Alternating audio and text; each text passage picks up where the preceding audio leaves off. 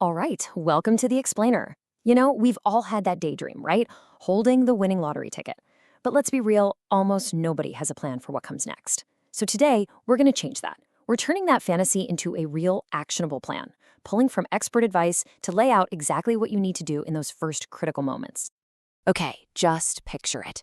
You're holding that ticket, you're checking the numbers, maybe not even expecting anything, and then they match. Every single one. It's real. Your life, as you know it, is officially over. But here's the thing. What you do in the next few minutes, the next few hours, that's what decides if this is a dream come true or total nightmare. But hold on. Before you start popping champagne, I need to show you a number. It's a number that should honestly scare you a little bit. 70%. Just let that sit there for a second. What on earth could that be? Yeah, that's the percentage of lottery winners who end up completely broke within just a few years. It's wild, right? And it's not because they're bad people. It's because getting a mountain of cash dropped on you all at once, well, it kind of breaks your brain. It's this huge emotional tidal wave that washes away all common sense. That's why having a plan isn't just a good idea, it's everything. The luck part is over. Now, it's all about strategy. All right, so let's get into it. First up, the reality of that winning ticket. You see, the real issue isn't even the money. It's what it does to your head. There's this thing called sudden wealth syndrome, and it's no joke. It hits lottery winners harder than anyone. We're talking crippling stress, paranoia, just terrible judgment. I love this analogy. It's like someone just tossed you the keys to a Formula One car, but you've never even driven a go-kart. I mean, the power is incredible, but the chance of a fiery crash is, well, it's huge. So, how do you avoid that crash? How do you learn to handle that race car? It all comes down to what you do in the very first 24 hours. So let's talk about the 4 things you absolutely have to do right away. And I mean before you tell anyone. Seriously, these 4 things become your entire world. Nothing else matters. Don't call your boss. Don't put some vague life is good post on social media. And for the love of everything, do not start looking at mansions on Zillow. Not yet. Not until you've done these 4 things.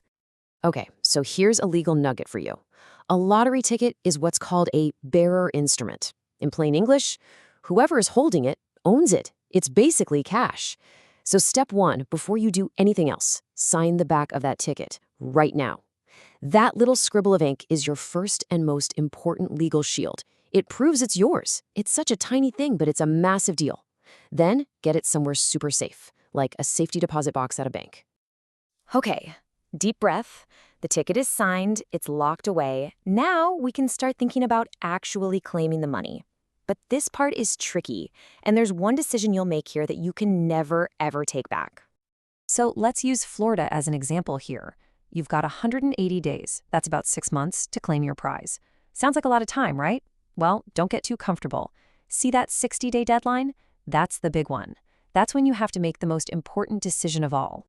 And here it is, lump sum or annual payments. This is the huge fork in the road. The lump sum is all the money right now. Total control, total freedom, but also a massive temptation to just go wild. The annuity, on the other hand, is like a guaranteed paycheck for the next 30 years. It's security, it's discipline. So it's really a choice between control now or stability for decades. And like I said, once you pick one, that's it. You're locked in. Now, here's another cool thing about Florida's rules. You can stay anonymous for 90 days after you claim. And trust me, this is like a superpower. You want to use every single second of that 90-day shield to get your ducks in a row. This is when you and your lawyers set up something called a blind trust. It sounds complicated, but all it really means is your lawyer can claim the prize for you, keeping your name out of the headlines and away from, well, everyone who will suddenly want to be your best friend. Okay, the money's in the bank. Your identity is safe, for now. The next battle is avoiding all the traps that, frankly, have ruined the lives of so many winners before you. Let's look at the big mistakes. I like to call these the 3 horsemen of the lottery apocalypse. First, the immediate spending spree. Buying the yacht before you realize it costs $1 million a year just to keep it floating. Second, completely ignoring taxes and forgetting Uncle Sam is about to take a huge slice of that pie. And third, bad investments. This is listening to your cousin's genius plan for a crypto taco stand instead of, an actual financial expert. These 3 things, this is why that 70% number exists. And this right here, this shows you the hidden teeth of that spending monster. So you buy a $5 million dream house. Awesome. But guess what? That house now costs you around $250,000 every single year in taxes, insurance, and upkeep. It's not a one-time purchase. It's a lifelong financial commitment. Your shiny new toys come with huge, ongoing bills. So, about those taxes, here's a rule. It's not a suggestion, it's a rule. The second that money hits your account, your accountant immediately moves at least 40% of it into a separate account. You don't look at it, you don't touch it, you pretend it doesn't exist. Because really, it was never yours to begin with. It belongs to the IRS. All right, so we've avoided the big mistakes. Now for the most important part, the final piece of the puzzle. This is where we shift our thinking from just having money to building real, lasting, generational wealth.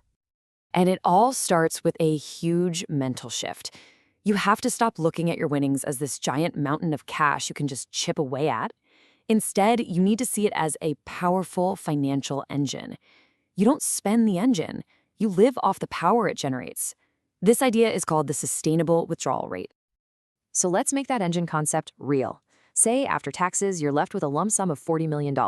If you invest that and use a safe 4% withdrawal rate, that engine will spit out about $1.6 million a year for you to live on. Forever. Now, don't get me wrong, that isn't an amazing annual income, but it's not buy an island money. This becomes your new salary. This is your new budget. So what kind of fuel does this engine run on? Well, it runs on a diversified portfolio that looks something like this. The whole idea is not to put all your eggs in one basket. You spread the money across stocks, bonds, and other things. It's about reducing risk, so that engine just keeps humming along, nice and steady, no matter what the economy is doing. Remember, the goal isn't to get rich. You already did that. The goal is to stay rich. And who are the mechanics that keep this engine running? That's your wealth team. This right here is absolutely 100% non-negotiable. You need these 4 people in your corner from day one: a financial advisor, a tax attorney, an estate planning attorney, and a CPA. Building this team, this board of directors for your life, will be the single best and most important investment you make with your winnings. Period. So when you really think about it, winning the lottery doesn't solve all your problems. It just gives you a ticket to a whole new set of choices. And it's those choices, the ones you make in the first 24 hours and all the years after, that decide where that ticket takes you. Is it a ticket to financial freedom for generations, or is it a ticket to becoming just another statistic, another cautionary tale?